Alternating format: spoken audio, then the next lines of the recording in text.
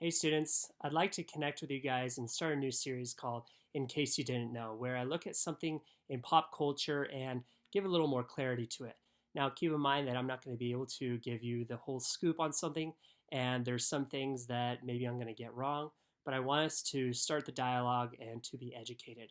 One of the biggest things that there's a lot of ambiguity about and unclarity to is Black Lives Matter. What does Black Lives Matter mean, and what do they stand for?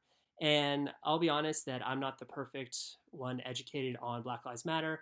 I do know that there's a lot of polarization. And so I think that because maybe I don't know as much about the organization, maybe I can give you a little bit more of a balanced view and bring a little bit more clarity. Now, if you remember, Black Lives Matter started not as an anti cop organization, but it actually started as an organization to seek justice, to make sure that those who have killed African Americans are brought to justice. This movement started with the tragic murder of Trayvon Martin, who was shot and killed by George Zimmerman in 2012. What infuriated African Americans is that because of Florida's Stand Your Ground law, he was not sentenced or penalized due to his rash actions that resulted in another African American death.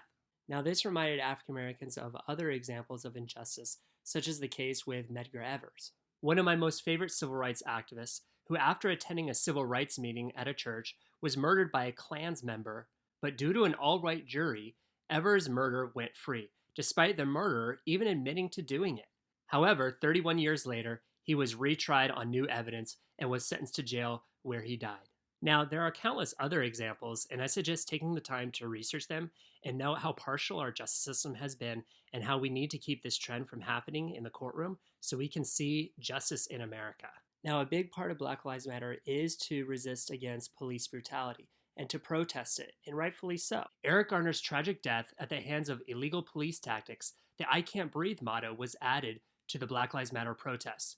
The recent murder of George Floyd was yet another example of police brutality and tactics that should not be tolerated by any police department.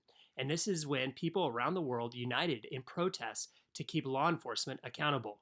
Now, the reason that I mention all this history and bring this clarity is because I think that you can support Black Lives Matter and support law enforcement, because we all want to bring justice into our court system, and we also want to end police brutality. Some say, why not just be all lives matter? But as we've seen in history, that takes away from the intentionality of bringing justice to Black communities. I think that all lives matter is actually dangerous passivity because it keeps you and me from doing our research and keeping each other accountable how we treat people of other races. Also, I would warn of the herd mentality that supports Black Lives Matter simply out of guilt or shame, because that also keeps you from researching and being knowledgeable of the facts regarding African Americans and also the hardships of law enforcement. We need to all take ownership right now for what is going on. And as I always say, see something, hear something, say something, do something.